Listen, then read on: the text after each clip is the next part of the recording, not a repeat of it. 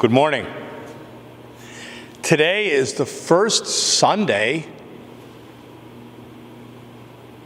of Lent,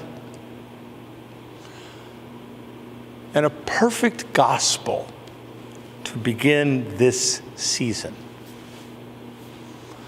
The gospel from St. Mark begins in sort of a simple way. It says,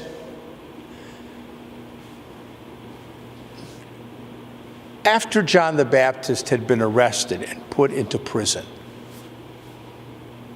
we think, oh, John the Baptizer, King Herod arrested him, put him into prison. But why? Well, first of all, King Herod didn't like to hear what John was saying. But the second reason is King Herod wanted to scare Jesus. The king is saying, hey, Jesus, look what happened because John was talking about God's will and God's way. But what happens? After John is put into prison, the gospel tells us Jesus went out and began to proclaim and said, change your lives. God's kingdom is where? It's here. It's now. The gospel reminds us Jesus was not afraid or weak or concerned about, will that person like what I say? Will that person agree with me?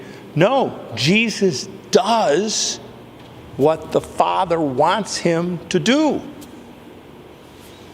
Why? Because Jesus has this confidence. Jesus has this trust in the Father's love for him. Remember what happened when John the Baptizer took Jesus and baptized Jesus in the water. Jesus comes out of the water, and the Father's voice from heaven said, this, Jesus, this is my precious Son. Pay attention to him.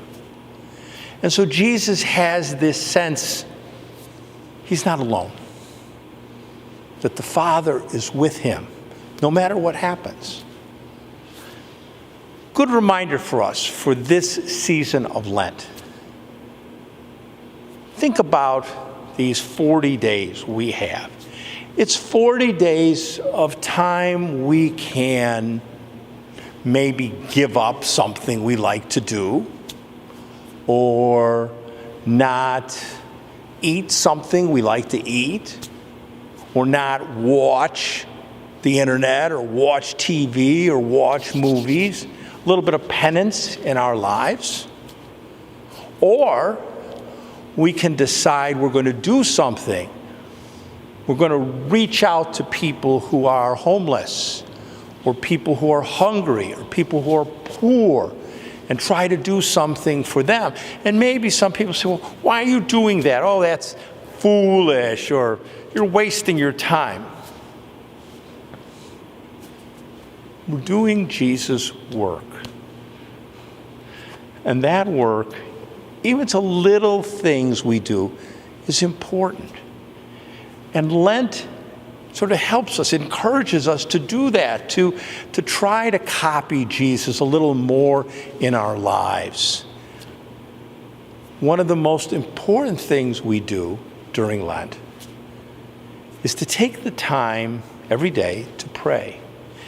Again, you don't have to be praying for an hour or 2 hours. 10 minutes, 15 minutes every day. What do? Shut off everything. The internet, the TV, the phone, all the technical stuff, all the noisy things. Shut it off. Sit down and be quiet. Maybe you can take the Bible and read a little bit. Put that aside. Maybe you take the rosary. Maybe you have your own sort of private prayers. Maybe you just sit quietly, empty your mind, and let God talk to you. That's Lent. Maybe it doesn't seem like huge courage like Jesus, but Lent demands us that we have some courage and willingness to do a little more of Jesus' work in our world. Amen.